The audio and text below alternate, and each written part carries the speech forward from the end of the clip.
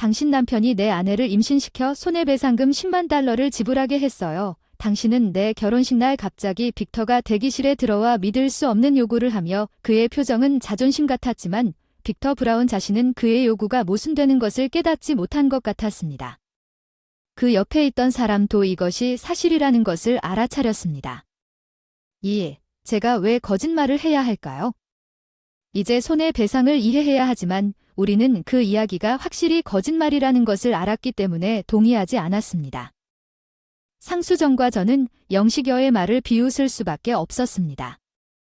분노의 이름은 주디 힐 34세 평범한 부모 밑에서 평범한 회사원으로 일하며 지루한 삶을 살고 있다. 나는 평범한 사람으로 살았다. 까다로운 일을 한 번도 해본 적이 없고 주변 사람들에게 잘 끌려다닌다. 정말 못하겠다. 평범하다고 생각하는 것에 답해주지만 결혼하지 못하는 것이 인생의 특별한 고민이었습니다. 친한 친구, 직장 동료, 후배 대부분이 결혼하고 가족이 있지만 기회를 놓치고 남겨져 친구를 초대하기가 어려웠습니다. 친구들은 모두 가족이 있어서 주말에 놀러 가곤 했고 주말에는 집에 틀어박혀 녹화 드라마나 예능을 보면서 시간을 보내곤 했는데 쌓여있는 주스병과 술캔들을 보면 벅찬 공허함을 느꼈어요. 영원히 미래에 대한 생각이 이루 말할 수 없는 두려움을 안겨주었지만 이제 행동하는 것은 결국 아무 남자도 나를 사랑하지 않을 것 같았습니다. 결혼을 포기할 뻔했지만 하루하루 살아가는데 전환점이 찾아왔습니다. 남자친구를 찾았습니다. 그는 이상하거나 폭력적이지 않았습니다. 그냥 평범한 친절한 남자, 이름은 상수정이었습니다. 이를 통해 그를 만났습니다. 제가 일하는 회사에 새로운 고객이 왔고 상수정이 대표였습니다. 처음에는 우리의 대화는 캐주얼했지만 점차 가까워졌습니다.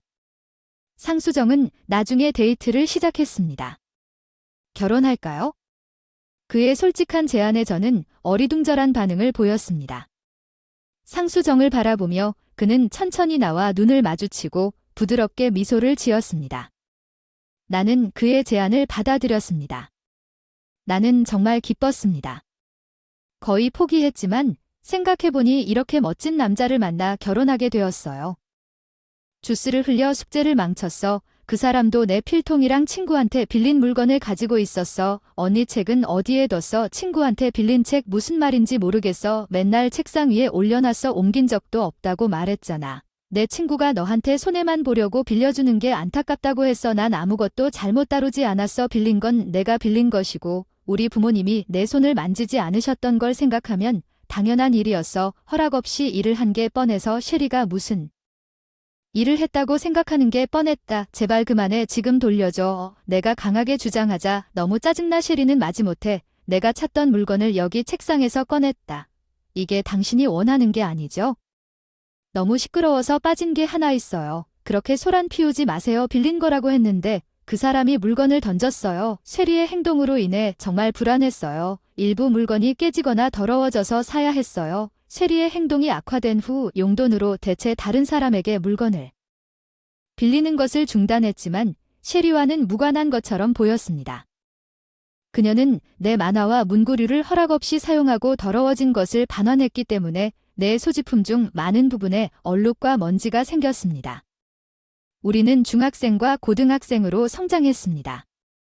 셰리 그녀의 괴롭힘은 줄어들지 않고 계속되었고 그녀는 다른 즐길 거리를 찾았어야 했습니다. 나는 주명 함를 구덩이로 만들었습니다. 그러나 고등학교 2학년 어느 날 충격적인 사건이 발생했습니다. 영식여는 며칠 전에 내 남자친구를 훔쳤습니다. 나는 그것을 발견했습니다. 나는 남자친구와 연락이 두절되어 걱정이 되었습니다. 그러자 셰리는 잘난 척하며 내 앞에서 스마트폰을 만지작거리기 시작했다. 나는 무슨 말을 해달라고 하는 듯 별 생각 없이 말을 걸었다. 셰리는 이 순간을 기다렸다는 듯 나를 쳐다봤다. 내가 뭐 하는 거지? 내가 내 남자친구인지 모르겠어. 그 사람 정말 귀여운데 그 사람이 무슨 말을 하는지 이해를 못한 거 아닌가? 처음 사귈 때 내 남자친구 사진을 보여줬는데 사진이 없더라. 언니, 그 사람은 그냥 넘어갈 그런 사람이 아니잖아. 그럼 이게 뭐야? 주명함과 소셜미디어에서 그들의 상호작용을 자랑스럽게 보여줬어요. 보고 싶지 않았어. 더 이상 보고 싶지 않았어. 영식 여와이의 이야기가 있는지 확인하기 위해 주명함의 휴대폰을 스크롤했습니다. 사실은 내 남자친구가 셰리를 좋아하고 나에게서 멀어진다는 메시지가 있었어. 절대 안 돼. 그 사람은 너 말고 나를 좋아하니까 더 이상 내 남자친구 얘기하지 마. 셰리는 의기양양한 표정으로 이렇게 말했어. 나는 그냥 말문이 막힌 채 즉시 남자친구에게 전화를 걸었어. 무슨 일이야? 넌 내 여동생과 데이트를 시작했는데 내 혼란에 무관심한 내 남자친구가 그래 왜 셰리가 너보다 더 귀엽고 착하기 때문에 말도 안 돼. 내 귀를 믿을 수가 없었어. 셰리 상냥함은 사실이 아니야. 부정하고 싶었어. 그런데 남자친구가 셰리를 선택했고 나보다 더 착하다고 생각한 게 더 충격적이었다. 아무 말도 못하고 뭐 어떡하지? 그럼 전화 끊고 잠깐만 안녕. 그렇게 우리 관계는 끝났어. 드디어 알았어. 남자친구가 있었는데 셰리 때문에 이런 일이 생겼다. 늘 나한테 못되게 굴던 셰리가 내 남자친구를 훔쳐갈 거라고는 생각지도 못했다. 그 사람은 나를 정말 미워할 텐데 왜 생각해도 이유를 알 수 없느냐고 상담을 했다. 부모님은 주명함에 대해 여러 번 꾸짖었지만 나는 그녀가 내 남자친구를 훔쳤다고 말할 수 없었습니다. 그녀는 내가 이 일에 대해 아무에게도 말할 수 없다는 것을 알고 있을 것입니다. 주명함는 자랑스럽게 내 전 남자친구를 부모님에게 소개했습니다. 그녀의 새 남자친구는 데이트 상대와 집에 머물 계획에 대해 이야기했고 항상 내 앞에 있었습니다. 물론 부모님은 그가 내 전 남자친구라는 사실을 모르고 행복하게 들어주셨죠. 주디 당신도 남자친구를 갖고 싶지 않나요? 내 어머니가 뜻하신 걸 알았어요. 아무 말도 할 수 없었고 그 말에 조용히 대답만 했을 뿐. 남자친구와 좋은 관계를 뽐내던 셰리는 2달도 안 돼 헤어지는데 이유는 알 수 없지만 화를 내는 모습을 봤다. 그 방에서 여자친구를 쉽게 바꾸는 남자친구와 싸웠나 봐요. 셰리도 그와 헤어진 이후로 바람을 피웠나 봐요. 셰리의 화는 더 심해졌고 당연히 나한테까지 털어놨어요. 왜 그런 남자랑 사귄 거죠? 그 사람은 최악이에요. 당신은 내 남자친구를 훔쳤는데 지금 이런 말을 하고 있군요. 당신이 그 사람과 데이트를 안 했다면 당신은 최악이다. 나는 그 사람과 데이트할 생각조차 하지 않았을 것이다. 다 당신 잘못이다. 셰리는 결국 듣지 않았을 것이다. 그녀는 절망적인 사람이었다. 일이 뜻대로 되지 않고 남을 욕하지 않으면 만족할 수 없었다. 그걸 알았으니 그냥 놔두었어야 했는데 왠지 남자친구 문제에 대해 돌이켜보니 그 사람이 최악의 남자친구였다는 걸 그때 깨달았다. 제가 남자친구를 너무 사랑해서 말대답을 하니까 아직 그 사람에 대한 감정이 남아있어서 계속 말대꾸를 했던 것 같아요. 셰리는 남자친구 셰리와의 사건 이후에도 화를 내고 반박을 했고 저는 거의 말을 하지 못하다가 나중에 셰리가 생활을 시작하면서 관계가 나빠졌습니다. 그리고 결혼했어요. 축하해요. 언니 결혼식에 초대받아서 축하를 드렸어요. 그녀가 기뻐할 줄 알았는데 아주디 미안해요. 내가 당신보다 먼저 결혼했으니 좋은 남자 찾아서 빨리 결혼해야죠. 셰리가 그렇게 비하하게 만들었어도 아마 불가능할 거예요. 결혼식에서 소감 특별한 날와 정말 좋은 남자를 만났어요. 감사해야겠어요. 알죠. 결혼식에 초대할 생각도 안 했는데 엄마 아빠가 뭐라 하실까봐 그래서 왔구나. 아, 내가 말한 걸 봐. 내가 하기 싫은데 초대했는데. 고맙다는 말도 못하잖아. 말도 안 돼. 셰리는 입을 크게 벌리고 웃었어. 미안 이래서 결혼식에 집중을 못했어. 축하하고 싶은 마음도 주변에 휘둘리며 밥을 먹고 셰리와 빅터 친구들의 추억 영상을 보며 모두 감동했지만 결혼식 이후 셰리의 이전 말이 머릿속에 박혀 영상에 나온 내용이 기억나지 않았다.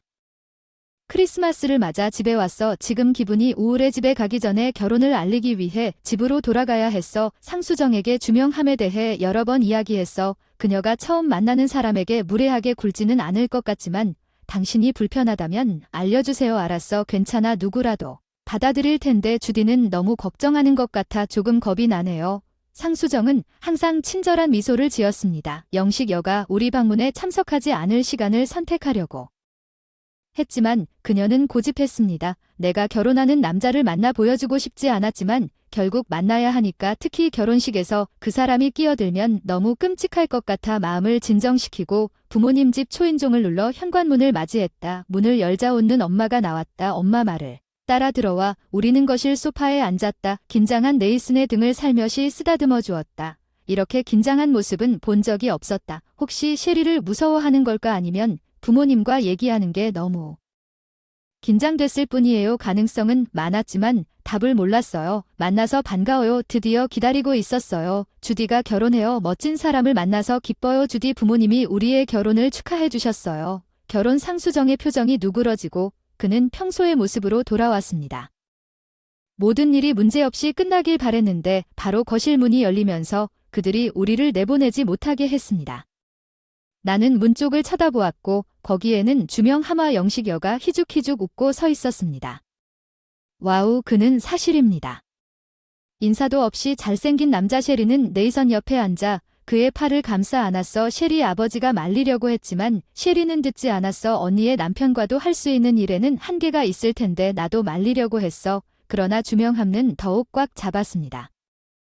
상수정은 고민하는 표정으로 부드러운 목소리로 자신을 소개하기 시작했습니다. 저는 상수정 힐입니다. 만나서 반가워요. 이름은 상수정입니다. 첫 만남에 그녀의 친숙함이 불쾌했습니다. 역겨운 느낌을 지울 수 없었습니다. 그리고 찡그린 주디 무례할 정도로 역겨운 표정 짓지 마. 주디 뭐 할 말이 있어. 셰리는 네이슨에게 했던 것과는 다른 무서운 표정으로 나를 쳐다보았다. 미안, 별거 아니야. 상황을 악화시키는 게 나쁠 것 같아서 그래서 나는 마지못해 사과했다. 내 사과가 셰리를 기쁘게 하는 것 같았고 빅터는 네이선을 둘러싸서 우리가 어떻게 프러포즈를 만났는지 왜 결혼하기로 결정했는지 물었다. 괜찮았을 텐데 단어 선택이 너무 투박했다. 그 얼굴로 넌 이미 매력이 없으니까 그만둬. 빅터가 왜 나한테 이렇게 가혹한지 궁금해졌어. 셰리가 나한테 가혹했기 때문이겠지. 그 사람은 나한테 뭐든 말할 수 있다고 생각하는 게 틀림없어. 대답하는 게 봉건적이라고 생각하게 됐어. 그래서 나는 그가 원하는 것은 무엇이든 말할 수 있다고 더 믿게 만들지 않을 것입니다. 결국 부모님이 개입했고 우리의 결혼 소개는 끝났고 상수정은 집으로 향했습니다. 모든 것이 미안합니다. 괜찮습니다. 그런 끔찍한 일이 있어도 괜찮습니까? 경험 상수정은 여전히 웃고 나를 걱정했습니다. 나는 진심으로 행복했지만 동시에 이렇게 멋진 사람과 결혼해도 괜찮은지 확신이 없었습니다. 그는 정말 훌륭한 사람입니다. 어쩌면 나보다 그 사람에게 더 적합한 사람이 있을지 모르지만 그럴 수 있습니다. 반년 뒤에 결혼 준비를 상의할 사람도 없고 나단과 나는 혼인신고를 하고 결혼식을 장엄한 분위기에서 치르려던 참이었다. 아름다운 드레스와 헤어와 메이크업이 초현실적인 경험처럼 느껴졌습니다. 이 순간을 생각하면 가슴이 뛰었다. 지난 6개월을 되돌아보면 내 인생은 비참했습니다. 셰리는 부모님과 나 사이의 대화에 ES를 떨어뜨렸습니다. 네이선이 살았던 집을 찾았습니다. 말을 안 들으면 걔가 계속 술 마시고 나한테 욕을 하잖아. 너 같은 사람이 결혼했다는 게 믿겨지지 않아. 말도 안 돼. 언니 왜 이렇게 못생겼어. 너 같은 친척이 있는 게 부끄러워. 아무 말도 할 수 없었어. 빅터 브라운의 말에 그 사람의 갑작스러운 화난 외침이 나를 떨게 만들었고 그 사람은 계속 언어 폭력을 했어. 더 심해. 나 집에 갈 거야. 그 사람은 스스로 화를 내고 떠날 거야. 빅터는 아마도 나를 분출구로 이용했을 거야. 그 사람.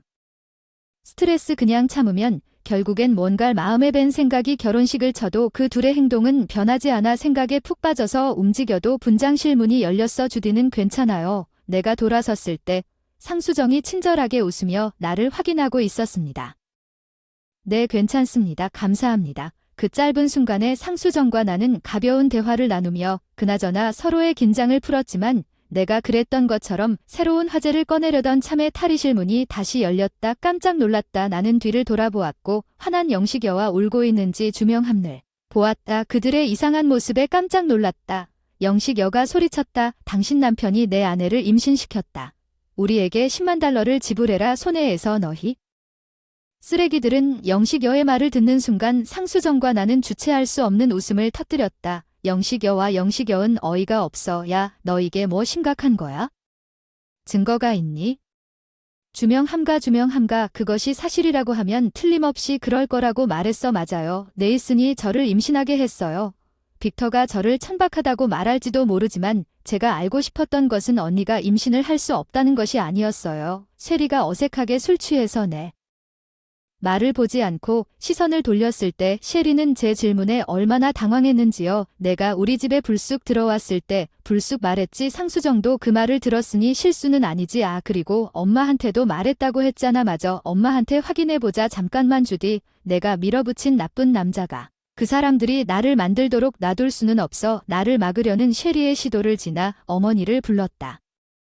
내 부모님, 네이슨의 부모님과 소란을 들은 친척들까지 이 모든 사람들 앞에서 분장실로 몰려들었다. 나는 대담하게 셰리의 상태를 물었고 처음에는 머뭇거렸다가 상황을 설명하고 나니 어머니의 태도가 바뀌었다.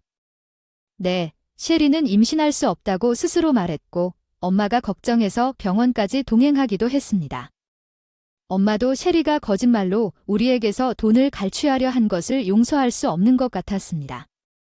망연자실한 탈의실에서 맹렬한 분노를 터뜨리는 빅터. 셰리와 빅터는 분명히 당황하고 있었어. 뭐 셰리, 넌 임신할 수 없어. 내가 너에게 아이를 사랑한다고 말하면 날 떠날 줄 알았는데 넌 임신할 수 없다고 왜 말 안 했어?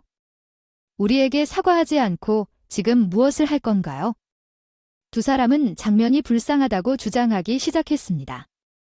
주명함과 상수정이 자신을 임신시켰다고 주장하면 주명함과 영식여에게 거짓말을 한 것 같았습니다. 상수정은 잘못이 없으며 보상금을 지불할 의무가 없습니다. 그의 사회적 평판은 임신하지 않은 상태에서 여전히 어려움을 겪을 수 있습니다. 이는 그러한 관계가 없음을 증명하지는 않지만 일반적으로 임신할 수 있는 사람에게만 해당됩니다. 주명함는 이전에 술에 취해 자신의 상태를 공개했습니다. 잊어버린 듯 자신있게 피해자라고 주장하고 있던 셰리의 잘못이 분명했다. 왜 그런 거짓말을 했는지 셰리는 아버지의 말에 떨면서 대답을 했기 때문이다. 셰리는 돈이 부족해서 말을 시작했다. 나는 돈을 벌기 위해 상수정에게 내가 임신한 척하는 것에 대해 영식여와 이야기를 나누었고 영식여는 이에 동의했으며 보상을 요구하더라도 증거를 요구하면 잠시 침묵한 직후에 적절한 증거가 필요하다고 주명함는 생각하지 못했다고 중얼거렸습니다. 그 당시에도 지금도 변하지 않은 그녀의 단기적인 생각만 생각하면 엉망이었습니다. 그 순간 방에 있던 친척 중 한 명이 갑자기 빅터가 말을 걸었습니다. 탈의실에서 또 시끄러워지지 않았니? 내가 바람을 피웠는데 왜 내가 셰리도 아닌 여자와 아이와 함께 일하는 슈퍼마켓에서 당신을 봤다고 생각하겠어요? 그 사람 얼굴이 낯익은 줄 알았는데 그게 뭐죠? 진짜 충격적인 폭로가 속속 밝혀지고 있었는데 이 말을 다 듣고 말문이 막혔다. 야, 이게 무슨 뜻이야? 아니 이게 말도 안 돼. 넌 최악이야. 분노에 휩싸인 셰리는 탈의실에서 물건을 부수려고 했더니 아버지가 재빨리 개입했고 결국 셰리와 빅터는 그 후 밖으로 끌려나갔고 결혼식은 정상적으로 진행됐지만 당연히 두 사람은 참석하지 않았다. 감사하게도 결혼식 후 예식과 피로연은 아무 문제 없이 순조롭게 진행됐다. 부모님께 두 사람을 지켜봐달라고 부탁했지만 어떻게 됐는지 궁금하다. 오래 지속될 수 있기 때문에 우리가 가장 먼저 해야 할 일은 이사하는 것입니다. 아니면 변호사와 상담하는 것이 더 나을 것 같습니다. 어디서부터 시작해야 할지 모르겠지만 그 사람들이 평소처럼 다시 우리 집에 끼어들면 어떻게 해야 할까요? 원한을 품은 것 같고 잘 안 끝날 수도 있을 것 같은데 우리는 잘못한 것도 없는데 왜 표적이 되는 걸까요? 아무리 생각해도 답이 없네요. 셰리나 빅터한테 연락도 없고 궁금하네요. 내가 모르는 사이에 어떻게든 모든 일이 해결됐을 텐데 어느 날 그렇게 편리할 수 있을까 고민하던 중에 우리의 초인종이 머뭇거리며 울렸다. 나는 모니터를 향해 정점을 찍고 흥분한 빅터를 보았다. 네이선, 빅터가 여기 있다. 빅터 네이선이 내 옆에 서서 모니터를 바라보는 것 같았다. 꽤 화가 났는데 이번에는 상수정조차도 주명함과 영식여를 상당히 경계하는 것 같았습니다. 그는 모니터를 보면서 깊은 눈살을 찌푸린 다음 내가 가서 그가 하는 말을 들어보겠다고 말했습니다. 우리가 할 수 없는 것이 안전할까요? 아무런 조치도 취하지 않고 진전이 있을 경우를 대비해 숨어서 언제든지 경찰에 신고할 준비를 하십시오. 상수정은 휴대폰을 건네주고 현관문으로 걸어갔습니다.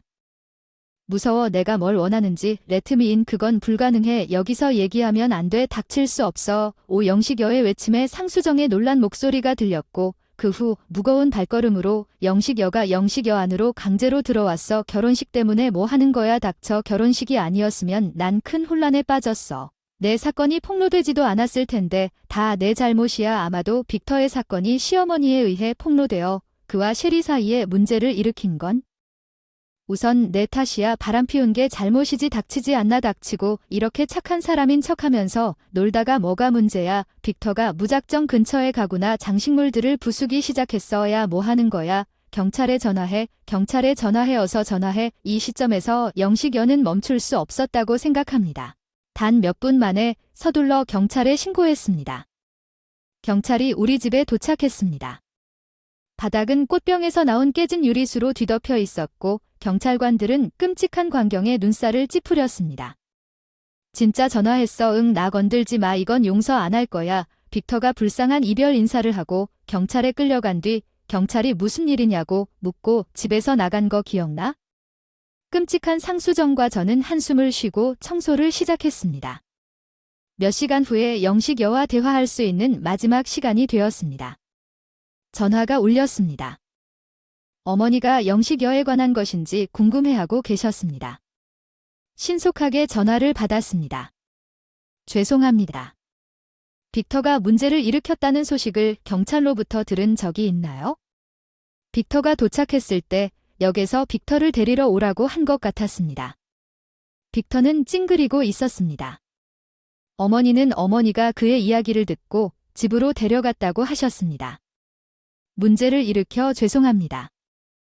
알았어. 나도 미안해. 우리가 그 사람을 지켜보기로 했는데 이사하면 그 사람이 사라져버렸어. 이사하기 전에 그 사람이 쫓아내면 그 사람이 우리 집에서 나가라고 말할 거야. 그 사람은 아마 우리 집 주변을 맴돌면서 그녀의 걱정에 고마워할 거야. 나는 감사했다. 어머니, 우리는 통화를 끝내기 전에 서로의 상황과 셰리와 빅터의 현재 상태에 대해 이야기를 나눴습니다. 빅터가 진정된 것 같습니다. 아마도 경찰은 그와 엄중한 대화를 나눴을 것입니다. 셰리는 빅터의 행동에 괴로워하며 조용히 방에 머물고 있었습니다. 그녀의 이기적인 행동 부부로서의 관계가 완전히 무너진 것 같았습니다. 여기서 그들은 어떤 길을 택할 것입니까? 화해할 것 같지 않았고 이혼이 유일한 선택이라고 생각했습니다. 어머니는 무슨 일이 있으면 연락하겠다고 해서 기다리기로 했습니다. 며칠 후 어머니가 전화를 걸어 셰리와 빅터가 이혼했다고 의심했기 때문에 그 소식이 있다는 소식을 들었습니다. 빅터는 조용히 집을 떠났지만 셰리는 자신의 부모님 집이라고 주장하며 떠나기를 거부했지만 이 행동으로 인해 아버지는 화를 냈습니다. 우리에게서 돈을 갈취하기 위해 그리고 그녀의 계속되는 거짓말은 항상 온화했지만 아버지의 분노로 인해 영식여는 무너졌고 그녀는 이때쯤 떠나기로 결정했습니다. 다행히도 우리의 이사가 완료되었으므로 나는 아무에게도 우리의 새 주소를 말하지 않았으며 그들이 그럴 가능성이 거의 없었습니다. 드디어 모든 것이 끝났다. 우리는 더 이상 두려움 속에 살 필요가 없다고 생각했지만 어머니의 전화 다음 날 셰리는 마지못해 나에게 전화를 걸었고 셰리는 평소의 어조로 말하기 시작했다. 안녕 주디, 너 잘 지냈어? 나 집에서 쫓겨났어. 돈이 없어. 이사 온 집에 계속 머물 수 있니? 지금 어디야? 묵어봐. 무슨 소리야? 나한테 화났어. 나도 잘못한 건 없어. 아직도 과거에 대한 원한을 품고 있다면 사과할게. 다시 같이 살자. 나 좀 그만 놀려줄래? 셰리의 태평한 태도에 화났어. 원한을 품고 사과할게. 너무 과해서 아직까지 한 번도 하지 못한 일이야. 결혼식 사건에 대해 사과한 그 사람은 자신이 잘못한 게 있다는 걸 깨달은 걸까? 셰리를 이해하려고 하면 할수록 혐오감이 차올랐다. 내가 나에게 얼마나 큰 상처를 주었는지 아느냐? 원한을 품고 있는 나도 물론이고 결혼식에 대해서도 너 내가 술에 취해 중얼거리다 네이단에게 임신하게 해달라고 돈을 요구했다는 내 상태를 잊어버렸어. 장난은 그만둬. 너 편할 때만 우리를 이용했어. 나도 모르게 내가 내 동생이라고 말하기가 부끄러웠어. 주명함에 대한 내 모든 생각이 정말 당황스러웠습니다. 그녀는 내 동생이었습니다.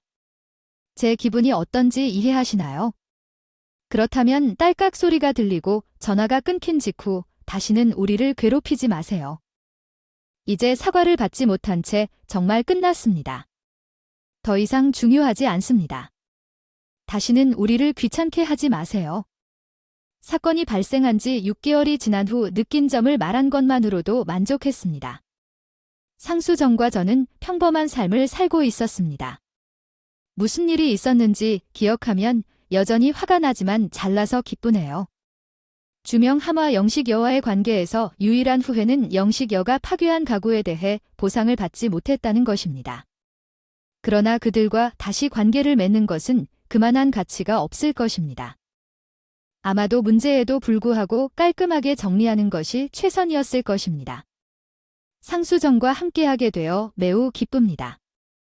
그냥 평범한 일상에 감사할 뿐이에요. 안녕하세요. 저예요. 이혼 서류 받았어요. 그런데 남편이 갑자기 사라진 지 10일 뒤에 전화가 왔어요. 이제 다시는 안 올 거예요. 제가 보낸 이혼 서류를 제출해달라고 할 예정이에요. 빨리 재혼하세요. 빨리 해주세요. 최근에 완성된 이혼 서류가 들어있는 봉인된 봉투를 받았습니다. 당신은 지금 어디 계십니까? 레이첼에 대해 무엇을 할 계획입니까? 우리가 이혼하더라도 만나서 이야기해야 합니다. 아빠와 잭슨 씨가 당신을 걱정하고 있습니다. 그 순간 남편이 폭소를 터뜨렸다.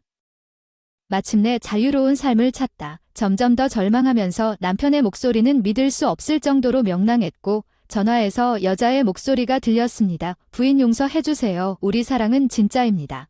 제발 우리를 찾지 마세요. 임신 중입니다. 충격을 받았습니다. 그때 남편의 말을 들었습니다. 최후의 일격을 가하는 건 그래서 미안하지만 레이첼은 필요 없어. 통화가 끝나도 잘 지내야 해. 한동안 움직일 수 없었어. 레이첼은 필요 없어. 신이 용서해도 손이 떨렸어. 남편 절대 용서하지 않을 거예요. 아버지께 전화했어요. 녹음된 목소리 꽉 잡고 잭슨 씨 회사로 달려가세요. 제 이름은 에밀리 34살 배우로 일하고 있어요. 가족의 건설업에 체크했어요. 남편 브라이언과 세 식구가 있어요. 나보다 1살 많은 사람과 4살 난 딸 레이첼. 대대로 건설 사업을 운영해온 우리 집은 커서 집에서 도보로 5분 거리에 있습니다. 나는 건축가가 될 거예요. 디자인하면 당신이 지으세요. 아빠. 꼭 에밀리가 디자인하면 난 최고의 집을 지을 거예요. 딸과 함께 일하면 가장 행복한 남자가 될 거예요. 내 꿈은 초등학교 때부터 건축가가 되는 거였어요. 집안 사업이 망하고 졸업 후 고향에서 멀리 떨어진 건축학교에 다녔다. 주택 제조업체에 입사해 실무 경험을 쌓은 뒤 약 3년 만에 아치 1급 자격증을 취득했다. 회사를 방문한 영업사원 중에 낯익은 얼굴이 보였다. 저는 브라이언 씨가 아니에요. 저는 호텔 레스토랑에서 일했거든요. 에밀리 브라이언 정말 똑똑해졌나요? 제 남편은 대학 시절 2년 동안 같은 아르바이트를 했어요. 드물게 다른 대학을 다녔는데도요. 여성 건축가 지망생 나도 꽤 기억하고 그 사람도 나를 기억하는 것 같으니 우리는 바로 옛 이야기를 하고 연락처를 주고받으며 식사를 하기로 했다. 나중에 그의 회사 건축 자재를 취급하는 종합무역회사가 우리 대표가 됐다. 전에는 아르바이트하면서 제대로 이야기를 나눈 적이 없었지만 몇 번 함께 저녁을 먹은 후 그가 예상했던 것보다 더 재미있다는 것을 알았습니다. 그는 나에게 데이트를 요청했고 2년 후 그는 브라이언을 소개하기 위해 가족을 만나러 가자고 제안했고 부모님과 형제는 환영했습니다. 브라이언은 결혼식 계획이 없어서 안도한 듯 했지만 아버지는 작은 결혼식이라도 해달라고 간청했지만 마지못해 아버지는 기쁨의 눈물을 흘리시겠다고 동의했고 그날 밤은 근처 친척들과 함께 축하 행사로 바뀌었습니다. 미안해 아빠는 좀 과격했지. 아니 괜찮아 아빠는 대단해. 너희 가족이 너희를 얼마나 사랑하는지 정말 알 수 있었어. 우리 부모님은 유독했다. 차를 타고 돌아오는 길에 부럽다. 브라이언은 우리 관계 동안 머뭇거리며 가족에 대해 이야기했다. 그는 거의 말을 하지 않았다. 그 사람 가족에 대해. 우리 집은 이제 없어졌어. 엄마가 5년 전에 돌아가시고 아빠가 고향으로 돌아가셨어. 내 여동생은 이미 결혼해서 다른 주에 살고 있지. 응, 우리 아빠 뵈러 갈 거야. 그래, 내 근처에 숙소를 예약했어. 아빠가 사는 곳 시아버지에게 여동생을 초대하려고 해요. 브라이언은 어렸을 때부터 집에서 술에 취해 폭력을 행사하곤 했어요. 브라이언은 직장에서는 성실했지만 술을 마시기 시작하면서 소리를 지르고 때로는 어머니를 때리곤 했어요. 집에 오자마자 시어머니는 한 번도 그 사람을 떠나지 않았고 결국 지병으로 세상을 떠났습니다.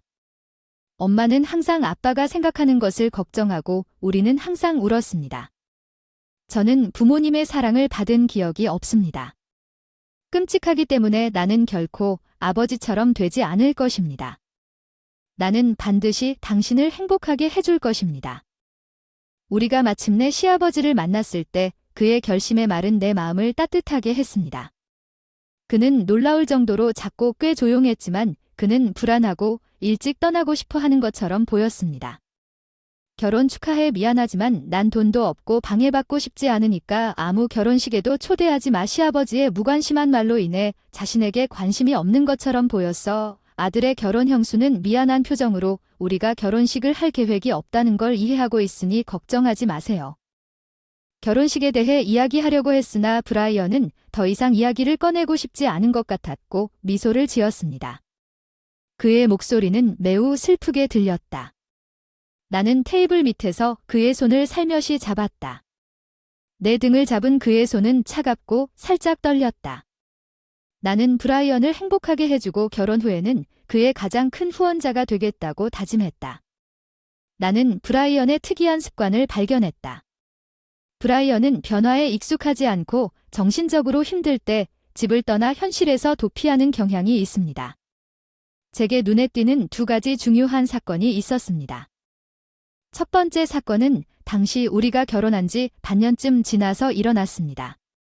다른 부서로 전근 가서 낯선 일로 고생하던 어느 날 평소보다 늦게 집에 들어와 유난히 쾌활하고 술에 취한 에밀리 미안 내가 일을 그만뒀는데 뭐에 취했느냐고 놀라서 물었더니 그냥 웃으면서 손을 흔들며 무시하는 듯이 응 나 그만둬. 그런 일은 더 이상 할 수 없어. 유쾌하게 말할 수 없다. 그 사람은 소파에 손뼉을 치더니 바로 코를 골며 잠들었다. 나는 농담인지 진지한 것인지 불안했지만 다음 날 숙취가 있다고 확인했다.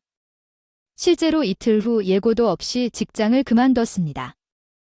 그는 방금 집을 떠났습니다. 그에게 몇 번이나 연락을 시도했지만 마침내 형수와 상담하기로 결정했을 때 응답이 없었습니다. 그녀는 켈리가 자주 그런 일이 있다고 말했습니다. 그냥 그를 내버려 두세요.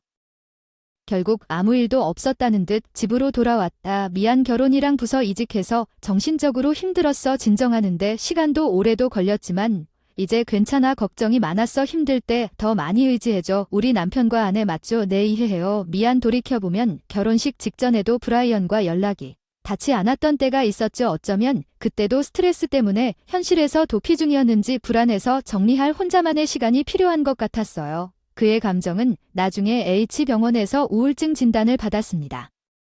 직장에서 상당한 영향을 받은 후 재정적으로 우리는 일을 하고 있었기 때문에 안정되었지만 브라이언의 갑작스러운 출발에 대한 불확실성은 항상 나를 불안하게 만들었습니다.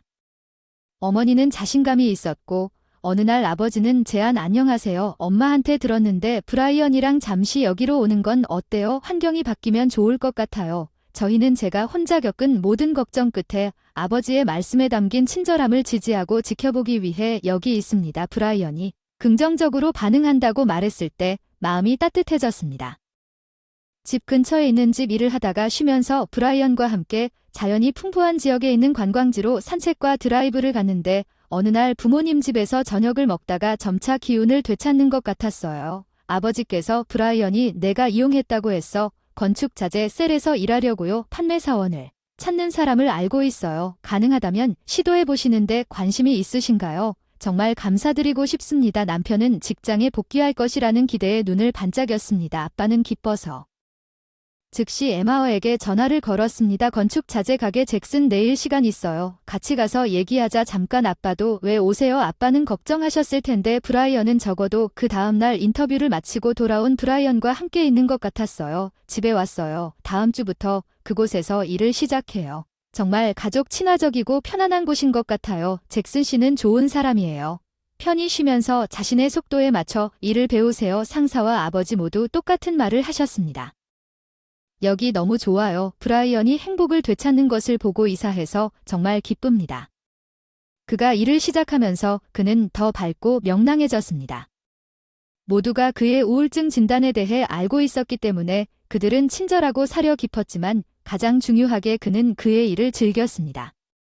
아시다시피 누구에게나 시골이 나에게 더 잘 맞는 것 같고 고객과도 잘 지내는 것 같아요. 어쩌면 이곳이 내 재능이 정말 빛을 발하는 곳일지도 모릅니다. 유능한 세일즈맨의 재능 물론 시간이 지나면 그가 그렇게 농담하는 것을 보니 마음이 아팠습니다. 맞다. 나도 1년 후에 가족 사업으로 복귀했다. 내가 임신했다는 사실을 알게 되었고 브라이언과 부모님은 매우 기뻐했다. 모든 것이 순조롭게 진행되는 것 같았고 두 번째 충격적인 일이 일어났다. 브라이언은 직장을 떠났고 다시는 돌아오지 않았다. 다시 연락할 수 없게 되다니 그게 내 솔직한 생각이었는데 이런 일이 몇 번이나 일어날지. 나는 그가 상을 받지 못한 채 떠난 것에 화가 났고 나는 무가치함을 느꼈고 지금은 아기를 침대에 눕힌 채 당황한 채 잭슨 씨에게 전화를 걸었고 그의 반응은 나를 놀라게 했다. 지난 4일 동안 퇴근 중이구나. 너희들이 어디 갈 줄 알았는데. 알겠어. 의외로 미안. 이번에는 직장에 제대로 알렸어. 이번엔 다를 수도 있다고. 브라이언을 믿고 기다렸는데 그 사람이 휴일을 마치고 돌아와서 안전한 출산을 위한 부적. 미안해요. 임신은 기뻤지만 우리 가족이 성장할 생각에 갑자기 겁이 났지만 이제 괜찮아요. 진지하게 결심했어요. 전화나 메시지라도 주세요. 어떻게 하시겠습니까? 어린 때문에 유산을 했다면 너무 많이. 안도의 눈물을 흘렸고 브라이언은 반복적으로 사과했습니다. 내 임신이 그에게 큰 책임감처럼 느껴졌을 것입니다. 그는 부모의 사랑이 어떤 느낌인지 알지 못하면서도 부모가 되는 것에 대한 두려움을 공유했습니다. 그의 불안을 이해합니다. 딸 레이첼이 태어난 후에 함께 극복해야 한다는 것을 강하게 느꼈습니다. 브라이언은 완전히 안정된 것처럼 보였고 예기치 않게 집을 떠나지 않았습니다. 그는 이를 통해 친구를 사귀고 퇴근 후에 더 많이 나가기 시작했으며 주말에는 에릭과 낚시하러 갈 것입니다. 내일 퇴근할 예정인데 샌드위치 좀 준비해 주시겠어요? 내일 레이첼이랑 동물원에 가기로 했는데 그 약속 어떡할 건가요? 깜빡했네요. 죄송합니다. 하지만 지금은 취소할 수 없습니다. 엄마, 아빠와 함께 가실 수 있나요? 레이첼 그루 나이가 많은 브라이언이 친구들과 어울리는 것을 점점 더 중요하게 여기고 있습니다. 당신은 레이첼의 아버지입니다. 죄송합니다. 죄송합니다. 친구가 많습니다. 약속 모두가 나를 좋아할 수도 있고 시골에 사는 것이 나에게 정말 좋을 수도 있습니다. 그의 과시는 그러한 잘못된 믿음에서 분명했지만 나는 그가 VY 일정을 핑계로 레이첼과 함께 시간을 보내는 것을 의도적으로 피하고 있다고 느꼈습니다. 브라이언의 행동은 약 3개월 전부터 눈에 띄게 이상해졌습니다. 퇴근 후나 주말에 그는 종종 레이첼과의 약속을 어겨서 우리 사이에 끔찍한 논쟁을 벌였습니다. 당신은 정말 짜증나네요. 레이첼은 너무 어려서 약속을 기억하지 못합니다. 내 사교 활동이 내 직업의 일부라는 것을 받아들이십시오. 아이들은 바보가 아닙니다. 당신은 이것을 후회할 것입니다. 언젠가는. 그래. 내가 알고 있던 친절하고 온화한 남편이 최근에 세상을 떠났고 그는 부모님 집에서 가족 모임을 피하기 위해 변명까지 하기 시작했습니다. 나는 왜 이런 일이 일어나고 있는지 상상할 수 없었습니다. 이것은 어느 일요일 아침에 깨어났을 때까지 계속되었습니다. 브라이언은 이미 거실 테이블에 없어졌어. 매듭이 있었어. 제발 나를 찾지 마세요. 모든 것에 대해 감사합니다. 당황해서 전화를 여러 번 시도했지만 대답이 없었습니다. 나는 이상하게 절망감을 느꼈습니다. 이번에는 또 다른 사건이 아니었습니다. 그 사람 나한테 한마디 말도 없이 떠난 건 해프이 기뻐할 일이 아니었어. 그 쪽지에서 브라이언의 결심을 본 것 같았고 월요일에 내가 할 수 있는 일은 크게 울부짖는 것밖에 없었어. 아버지와 함께 잭슨 씨 회사를 방문하러 갔어. 브라이언인 것 같았어. 출근을 안 했다는 소식도 없고 금요일에 평소처럼 걷고 있다는 인사도 들은 바가 없는데 잭슨 씨가 불편한 표정으로 머뭇거렸던 것은 브라이언과 함께 예고 없이 결근한 신입 여직원이 침착하게 지내라는 것이었습니다. 그리고 어제부터 행방불명이네. 예상치 못한 말에 숨이 막힌다. 브라이언이 사라지기 전날 너한테 무슨 말이라도 한 걸까? 그 전날 잠깐 당황한 게 뭐였는지 중요한 말이라도 한 걸까? 저녁 술을 마시며 유쾌해 보이더니 얘기를 하고 있었다. 직장에 새로운 여자가 나에 비해 얼마나 귀여운지에 대해 말하던 중이었어. 아버지는 깊은 한숨을 쉬셨어. 넌 평소에는 너무 건방진데 브라이언이 다시 전화하면 너 자신의 문제에 대해 완전히 아무것도 모르는 상태가 되는 거야. 녹음해 두는 게 좋을 거야. 이 말을 듣고 잭슨 씨가 무릎을 쳤습니다. 중요한 회의에 사용하는 고품질 음성 녹음기가 딱 맞습니다. 음성 녹음기를 가져가도록 강요당했어요. 브라이언이 전화할 거라고는 생각하지 않았지만 실제로 그렇게 하면 제가 전화를 받을 수도 있었죠. 당황하고 무슨 말을 했는지 기억이 나지 않습니다. 실제로 집에서 진정한 후에 브라이언이 사라지기 전날 했던 말이 기억났습니다. 직장의 새로운 여자는 이제 갓 20살인데 정말 순수하고 예리한 것 같아요. 나는 시골에서 성공할 수 있는 타입이다. 다음에 전화할 때마다 그 사람 본심을 놓치지 않을 거예요. 10일 뒤에 브라이언한테 전화가 왔어요. 가슴 뭉클해. 진정해요. 진정해요. 통화를 스피커 모드로 전환하고 연습한 대로 녹음을 시작했어요. 안녕하세요. 나예요. 있어요. 당신 이혼 서류를 받았는데 10일 만에 브라이언의 목소리를 들으니 너무 피곤해서 나를 비웃는 것 같았다. 그런 편지는 어디에 두고 가는 걸까 걱정이 됐다. 미안 나 이제 안 돌아올 거야. 내가 보낸 이혼 서류를 제출하세요. 곧 리마르에 갈 예정이니까 빨리 해주세요. 최근에 완전한 이혼 서류가 들어있는 봉투가 도착했어요. 이 남자는 우리가 공유했던 삶에 대해, 우리 딸에 대해 아무런 의구심도 없는 것 같았어요. 내 딸과 내가 그에게 버려진 장난감처럼 입술을 깨물고 더 단호하게 말했습니다.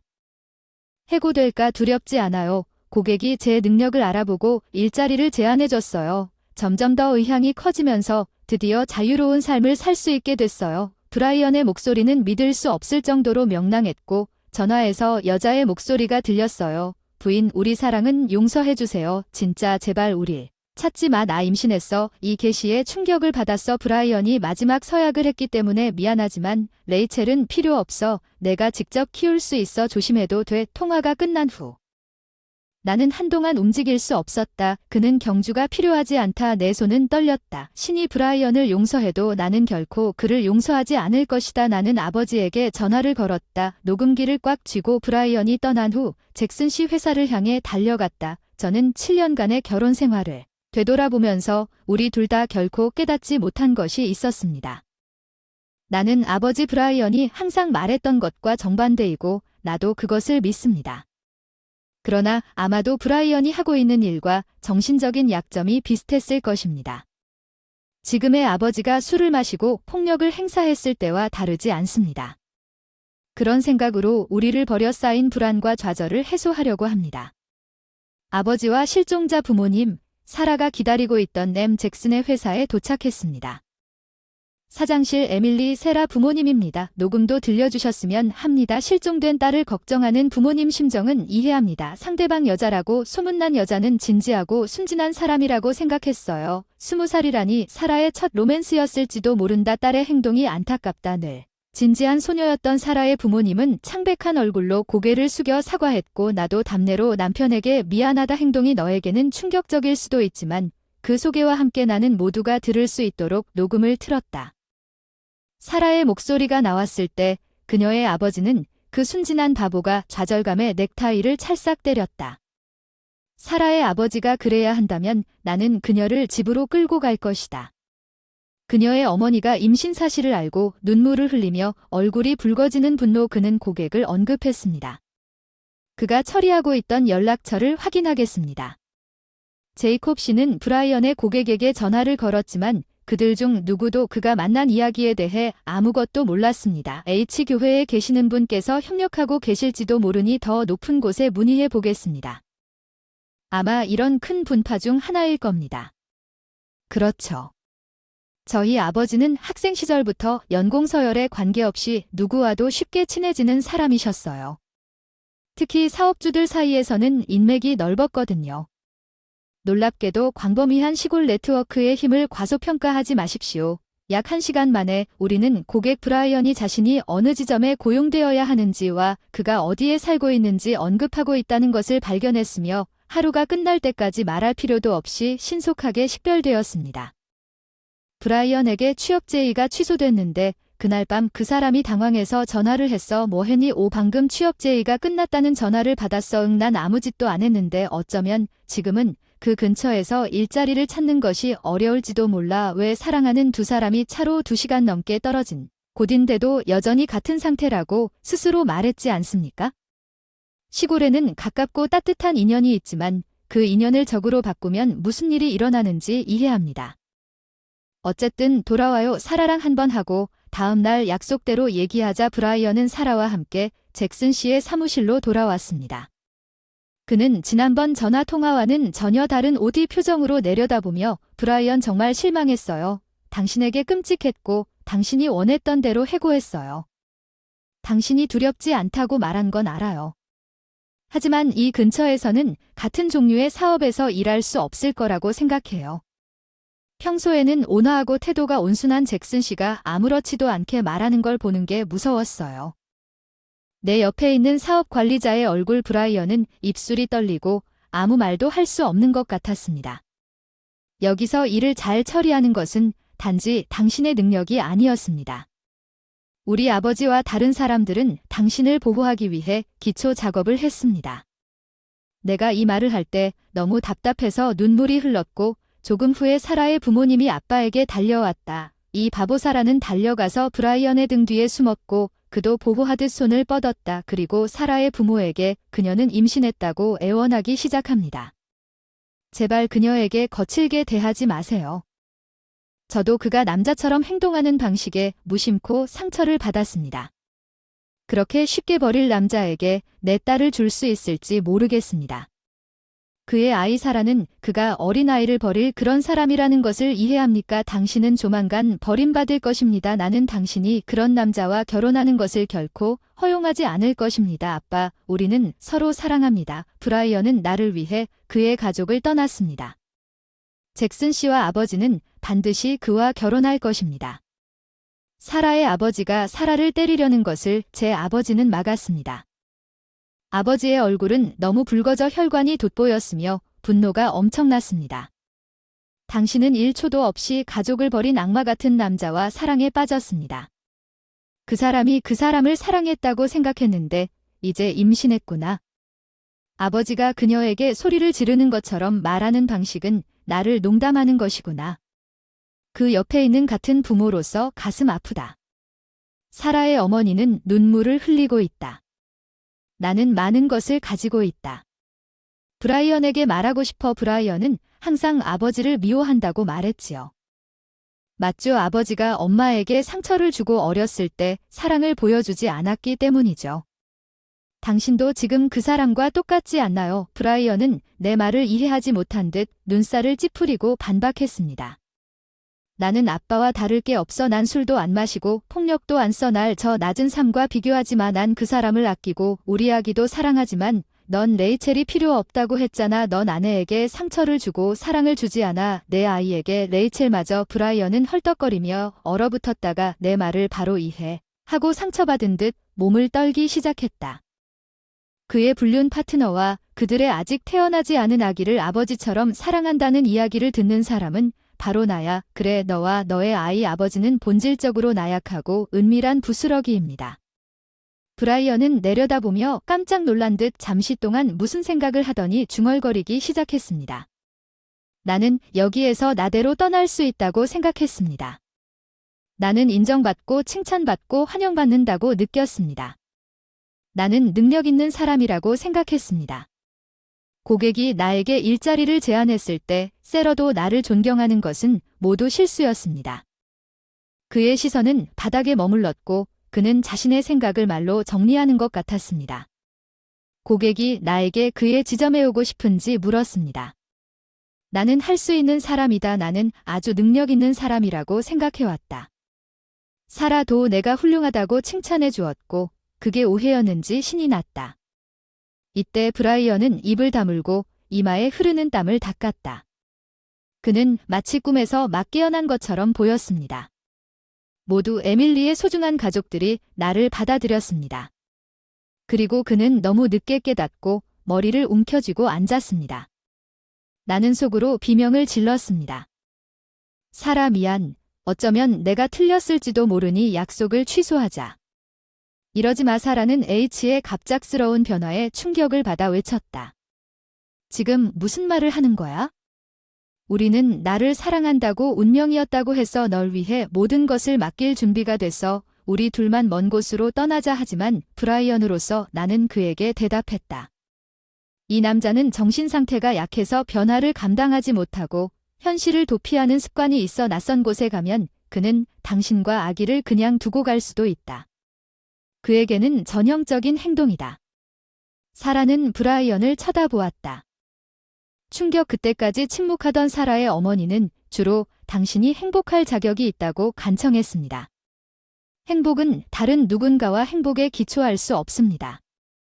이 남자가 당신과 당신의 아기를 두고 떠난다고 상상해보세요. 브라이언은 그런 얼굴을 하지 않을 것입니다. 현실. 그의 아내를 보세요. 그렇죠. 이제 그들의 딸은 버림받았고 이 고통을 이겨냈지만 어머니의 강렬한 말에 직면한 사라는 마침내 나를 바라보며 지친 모습을 보았습니다. 그녀는 부모님을 바라보는 나의 원망에도 불구하고 무릎을 꿇고 울었습니다.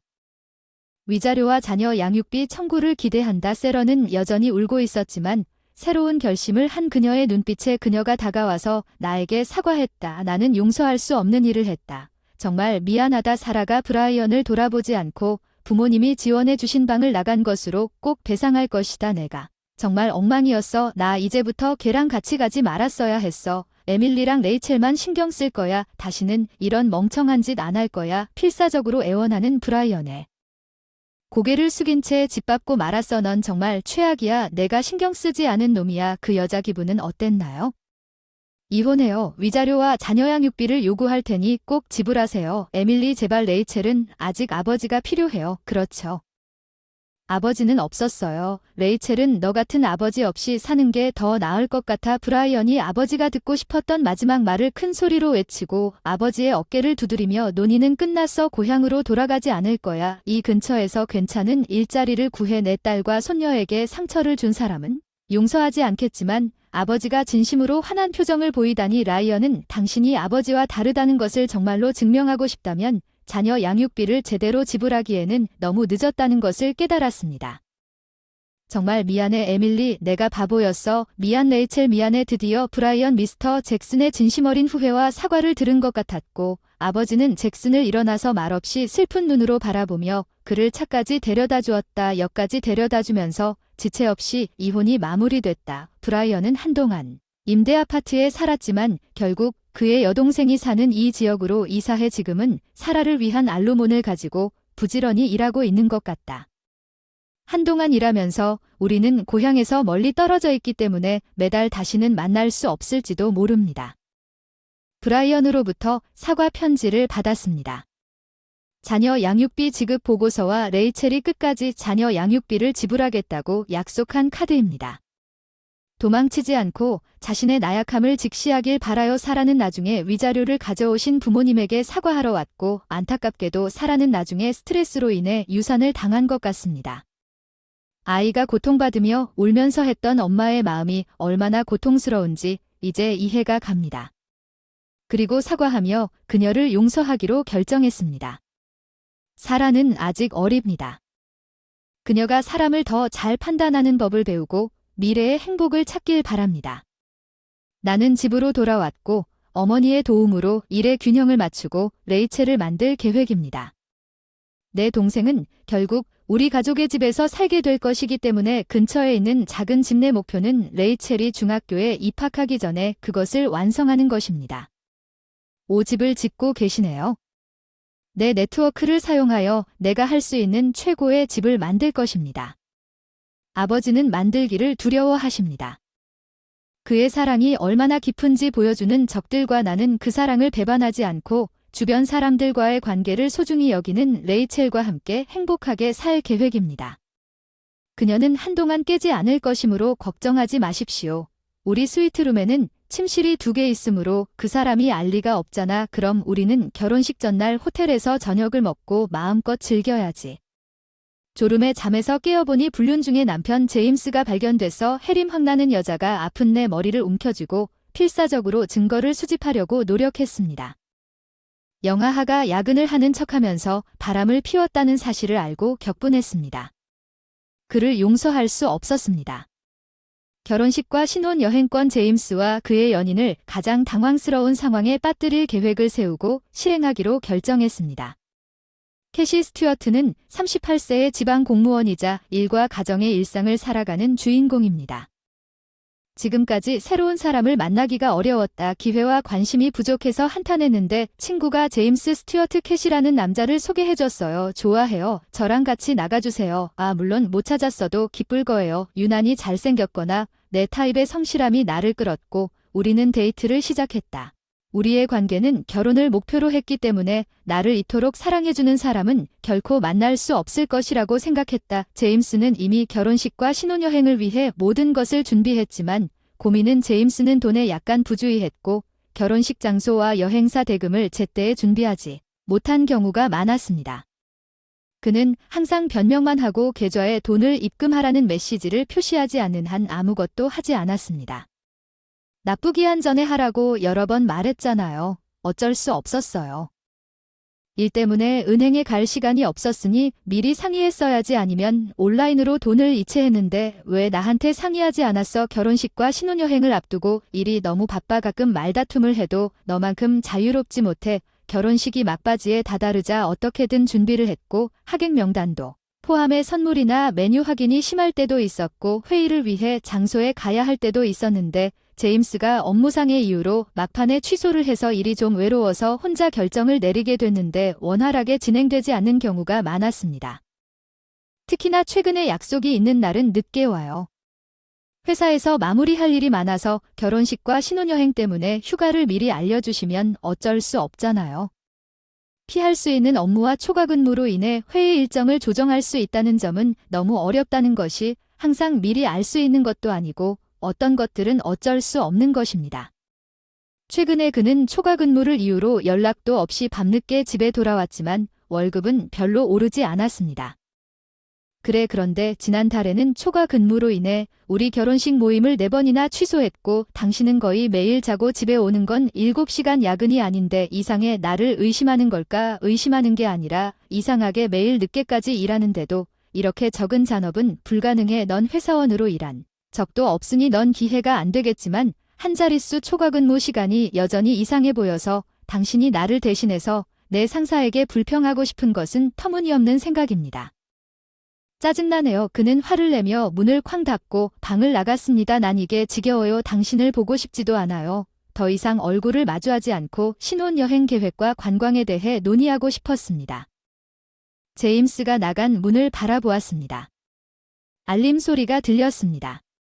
내 전화기는 항상 무음 모드이므로 테이블 위에 있는 제임스의 직장 전화기임이 틀림없습니다. 덮개가 없는 제임스의 직장 전화기가 표시되어 있습니다. 보이는 화면, 제임스가 직장 전화기를 여기에 두고 왔나? 잠깐 이 메시지가 뭐야? 보호 커버도 없는 직장 전화기에 꾸밈없고 단순한 잠금 화면에 표시된 메시지 알림을 보고 얼어붙었습니다.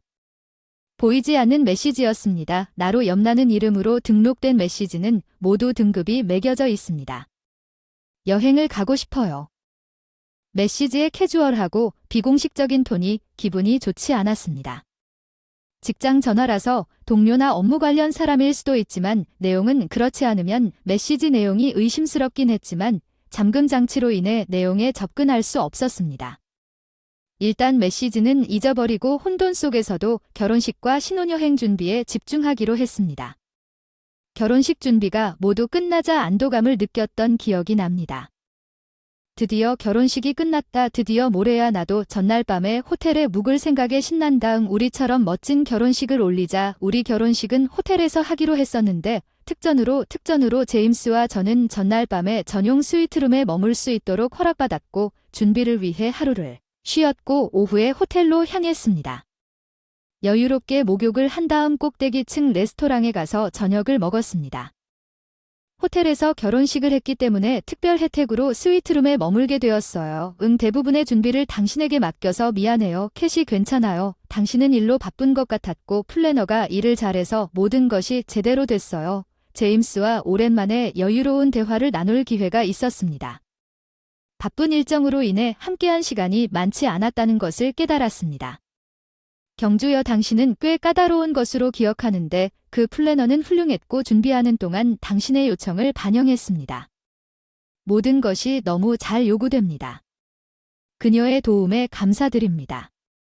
다음에 무엇을 마시고 싶으신지 H 잘 모르겠어요. 오켓이 소매에 묻은 얼룩이 소스일지도 몰라. 제임스가 내 드레스 소매를 가리켰는데 안 돼. 어쩌면 아까 드레싱에서 나온 것일지도 몰라. 기름이라면 얼룩이 지지 않았으면 좋겠어. 빨리 닦아내세요. 특히 당신은 신혼여행에 그 드레스 가져가. 알았어. 금방 돌아올게. 다행히 소매를 확인하려고 화장실에 급히 갔을 때를 대비해서 얼룩 제거제를 가져왔어. 얼룩이 없나봐. 제임스가 그림자를 얼룩으로 착각한 것 같아 서둘러 집으로 돌아갔다. 메인 요리가 곧 나올 거라 기대하고 있는 테이블. 다시 오신 것을 환영합니다. 저도 음료수를 주문했어요. 감사합니다. 잠깐만요. 이건 칵테일인가요? 내 마음에 드실 거라고 생각했던 칵테일을 찾았는데 어떤 게 좋은 것 같나요?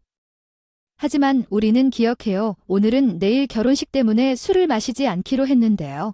한 잔이면 괜찮겠죠. 꼭 드셔보세요. 특별해요. 마지못해 한 모금 마셨습니다. 칵테일은 오렌지와 옐로우에 그라데이션이 너무 예쁘고 상큼한 맛이 나고 너무 달지 않고 오렌지 향이 나더라고요. 약간의 허브 맛있고 너무 달지 않고 상큼한 허브 맛. 당신은 정말 내 취향을 알잖아요. 제임스, 나는 당신이 뭘 좋아하는지 모르겠다고 말할 줄 알았습니다. 미안해요. 당신은 무엇을 마시고 있나요? 이것도 칵테일인데 내 생각엔 평소에는 별로 좋아하지 않을 맛이에요. 제임스가 나에게 음료수를 맛보라고 제안했지만 이번에는 여유롭게 식사를 한 후 미묘하게 거절했습니다. 우리는 방으로 돌아왔고 갑자기 극도의 졸음에 휩싸였습니다. 스위트룸을 더 즐기고 싶었지만 자고 싶은 충동을 참지 못하고 침대에 쓰러졌다. 미안, 정말 졸린다. 샤워하고 일찍 자야지. 요즘 결혼식 준비로 바쁘셨을 텐데 이해합니다. 내일의 중요한 날을 위해 푹 쉬세요. 오후 8시 이전에는 꽤 이른 시간이었습니다. 잠자리에 들었을 때 갑자기 일어나려고 할 때 처음에는 목소리가 들렸다. 제임스가 통화 중인 줄 알았더니 약간의 두통이 느껴졌다. 파우치에서 두통약을 꺼내려고 했는데 뭔가 이상하다는 느낌이 들었다. 방에 다른 사람이 있는데 이 스위트룸은 우리 둘만을 위해 호텔에서 제공한 사람입니다. 다른 사람이 있는 게 이상해 보였습니다. 정말 괜찮습니다. 아내가 자고 있습니다. 괜찮습니다. 잠시 동안 깨지 않을 것입니다. 우리는 스위트룸에 침실이 2개 있어서 그녀가 눈치채지 못할 테니 우리는 마음껏 즐겨야 한다는 것을 알아차렸습니다. 한 여성의 목소리가 들렸는데 이것이 전화통화가 아니라는 것을 분명히 깨닫는 다른 여성이 제임스와 함께 스위트룸에 있었다는 것을 기억해냈습니다. 스위트룸에는 2개의 침실이 있어 아픈 머리를 감싸고 있다고 호텔 직원이 언급했습니다. 나는 조용히 전화기를 들고 다른 침실로 향했습니다. 신혼여행을 위해 새로 구입한 스마트폰으로 그들의 관계를 포착했습니다. 최신 모델은 어둠 속에서 그들의 행동을 선명하게 포착했습니다. 시간은 9시였습니다. 오후 30시. 아직 연기하기에는 이르다고 생각하여 영상을 녹화하고 침대로 돌아온 후 재빨리 누군가에게 연락했습니다. 부모님에게 연락했습니다. 시댁과 제임스 상사에게 이전 모임에서 전화번호가 있어서 감사하게 생각했습니다. 그들의 불륜 영상을 보냈습니다. 부모님과 시댁 식구들은 즉시 방으로 와서 이야기를 나누겠다고 답장을 보냈지만 갑작스러운 대립으로 인해 제임스가 모든 것을 부인하게 될 수도 있는 최악의 시나리오를 예상했습니다. 잘 계획된 접근 방식은 장기적으로 더 큰 피해를 입힐 수 있습니다. 달리다 같이 호텔에 묵고 있는 시부모님과 시댁 식구들에게 현장층 엘리베이터 홀에서 기다려달라고 부탁하고 침실을 둘러보던 중 제임스와 그 애인의 옷이 침대 근처에 함부로 버려져 있는 것을 발견했다. 그것들을 모아서 근처 금고에 가두었습니다. 나는 그들이 옷을 되찾을 수 없도록 무작정 금고를 잠갔습니다. 사탕의 큰 크기는 나에게 유리하게 작용했습니다. 둘 다 내가 깨어있는 것을 눈치채지 못했기 때문입니다. 그들이 즐기고 있는 침실에서 내가 들을 수 있는 모든 것은 그들은 제임스와 그의 여주인의 목소리였다. 그들은 내가 깨어있다는 사실과 그들의 불륜이 발각되었다는 사실과 부모님 2분이 소지품을 옮기고 방으로 가는 중이라는 사실을 모르고 문 근처 옷장에 숨기고 시작했다. 옷장 속에 숨어있는 휴대폰을 만지작거리고 있는데 휴대폰에서 화재 경보기 소리를 큰 볼륨으로 틀었어요. 야, 밖에서 사이렌이 울리는 게 뭔 소리야? 야, 저게 화재 경보기 소리야. 호텔에 불이 났어. 아니, 난 아니야. 죽고 싶어도 괜찮아. 죽게 놔두지 않을 거야. 그들은 당황해서 복도를 몇 미터 뛰어간 것을 확인하고 급히 방에서 나갔다. 나는 문을 닫고 밖에서 그들의 대화를 엿들었다. 잠깐만 불이 난 건 아닌가? 방금 화재 경보기 소리가 들렸는데 마침내 무슨 일이 일어나고 있는지 깨달은 것 같았습니다. 제임스, 그 옷은 뭐고 캐시가 아닌 옆에 있는 여자는 누구입니까? 그 여자는 누구입니까? 불이 뭐예요? 반쯤 된다는 말을 하는 겁니까? 자고 있는 모습이 어떤지 아십니까? 자신의 상황을 깨닫고 두 사람은 부모님 두 분에게 둘러싸여 수건만 들고 있는 품위 없는 모습을 보고 당황하기 시작했습니다. 제임스 무슨 일인지 모르겠어요. 가족에 대해 몰랐던 사실 호텔에 묵고 있었어. 어쨌든 먼저 정리하고 그 후에 얘기하자. 네, 맞아요. 미안, 옷을 가지러 방으로 돌아갈게요. 그가 방에 들어가려고 했지만 자동 잠금 장치를 할 수 없었어요. 제임스 답답하게 문 손잡이를 덜그럭거렸는데 밖에서 열 수 있는 방법이 없었어요. 내 휴대폰 안에서 열 수 있어요. 잠깐만요. 죄송해요. 잠시만 기다려주세요. 제임스, 우리 휴대폰은 안에 있어요. 어떡할 건가요? 아, 안 됐네요. 헤이 캐시, 당신 거기 지금 깨어있나요? 문 열어주세요. 제임스가 저에게 약을 먹여 재우게 했다는 말을 들으니 더욱 화가 났어요. 어떻게 그 사람이 깨어있다고 말하겠어요? 나를 잠들게 한 뒤 문을 열어봐요. 나는 구멍을 통해 제임스가 당황한 모습을 확인했습니다. 거의 벌거벗은 채 문을 열기 전 넌 몰랐지. 내 부모님과 내 부모님이 이 호텔에 묵고 있다는 걸 당연히 넌 아니겠지. 결혼식과 신혼여행 준비를 모두 나한테 맡기지 않았어. 야, 넌 알고 있었으면서도 나한테 말하지 않았어. 내가 그런 말을 했었지. 우리 부모님은 다른 층에 계실 거예요. 저는 알리사와 데이트하고 있어요. 제임스 아가씨, 무슨 일인지 아시겠죠? 방으로 들어오게 해주세요. 제발 지금 들어오세요. 아빠, 엄마, 그리고 시아버지, 시어머니도 들어오세요. 부모님 두 분을 모두 방에 초대했습니다. 야, 우리 부모님은 이번 일과 아무 관련이 없어요. 사실이 아니죠. 설명이 필요해요. 캐시, 죄송하지만 저희는 들어와요. 제발 들어와. 저도 여기서 이 문제를 해결하고 싶어요. 그리고 지금 그들이 들어오자 영아하와 나로 엮는 옷을 찾으려고 침대로 달려갔습니다. 옷은 어디에 있습니까? 아니, 내 옷도 없어졌습니다. 영아하, 혹시 내가 어떻게 알 수 있을까요? 젠장, 그래서 우리는 알몸으로 있어야 하는데 이 방에 목욕 가운이 있어서 최소한 그들이 서둘러 화장실에 가는 옷을 입을 수는 있지만 너무 늦었습니다. 가버렸어. 목욕 수건도 없고 옷도 수건도 없고. 무슨 일이야. 그들 앞에 서서 목욕용 밧줄을 잡고 이 목욕용 밧줄을 찾았어. 야, 그거 넘겨. 추워지기 시작했어. 추워. 아가씨, 우리에게 주세요. 그들의 소란은 무시해주세요. 가운 두 개를 들고 화장실에 들어갔습니다. 욕실은 욕조에 물이 가득 차서 즐기면서 남아 있었는데 가운을 그 안에 담그었습니다. 야, 뭐 하는 거야? 우리한테 뭐 하는 거야? 아가씨, 우리한테 머물라고 했어. 너 같은 벌거벗은 사람들은 이 방에서 아무것도 받을 자격이 없어. 조용히 벌거벗고 있는 게 어때? 그들 둘은 체념한 것 같았고 이제 침묵에 빠졌어. 캐시와 제임스, 그리고 너 엘리사였어. 내 주위에 둘러싸여 무슨 말을 하는지 들어보자고. 부모님과 시댁. 제임스는 내가 본 것보다 더 작아 보였다. 결혼식 전의 장난이었다. 약간 즐거웠고 그건 거짓말이다. 제임스, 당신은 우리가 함께 신혼여행을 간다고 했고 당신은 결혼식 후에 이혼할 예정이었다. 같이 있어줘. 그건 말실수일 뿐이야. 넌 농담과 진지함의 차이를 알아야 해. 농담이겠지. 경주여가 나한테 말하길 너는 결혼식이나 신혼여행 준비에 참여하지 않았고 매일 밤 늦게 집에 돌아온다고 했어. 아니, 일이 바빴어. 제임스가 나에게 낮은 목소리로 속삭였어. 야, 너 가족들한테 나한테 욕했잖아. 너 남편이 나한테 말하는 걸 믿지 않니? 그건 더러운 행동이야. 딱 7시간 동안 야근을 하는 더러운 짓이야. 7시간 야근. 캐시, 무슨 소리야. 결혼식 2~3개월 전쯤 시어머니가 어리둥절한 표정으로 물었다. 제임스의 귀가가 갑자기 늦어졌다.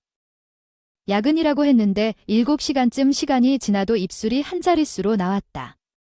매달 7시간만 야근을 하고 밤늦게 집에 온다는데 이상하네요. 아직도 모든 초과근무 시간이 승인되지는 않는다는 얘기가 나오네요. 알다시피 그건 샐러리맨의 상식이죠. 제임스는 미친 듯이 손을 흔들고 있었고 얼굴이 붉어졌습니다. 어쩌면 이제 솔직해질 시간이 된 것 같아요. 나중에 영화하이 회사에 물었더니 결혼식 준비를 위해 매일 정시에 퇴근한다고 하더군요. 혹시 그가 정시에 퇴근한 것이 아닐까요? 그런데 바로 그런 일이 일어났습니다. 결혼식과 신혼여행 준비를 모두 마치고 퇴근 후에도 집에 돌아오지 않았습니다. 나에게 다가와 그의 여주인을 쳐다보며 즐거운 시간을 보냈습니다. 시댁 식구들이 화난 악마 같은 표정을 짓고 있다는 것을 알았습니다. 제임스 캐시가 당신을 사랑했던 사람을 배신하는 것에 대해 생각해 본 적이 있나요? 그리고 당신은 그것에 대해 아무것도 느끼지 못합니다. 이 배신은 용서할 수 없는 일입니다. 엄마 사과하지 마세요. 그러자 아버지가 제임스에게 천천히 질문하셨습니다. 바람을 피울 거라면 애초에 결혼하지 말았어야 했는데 여기 엘리사를 더 좋아하기 때문에 바람을 피웠나요? 아니, 그냥 약해진 순간이었을 뿐이라고 제임스가 말했습니다.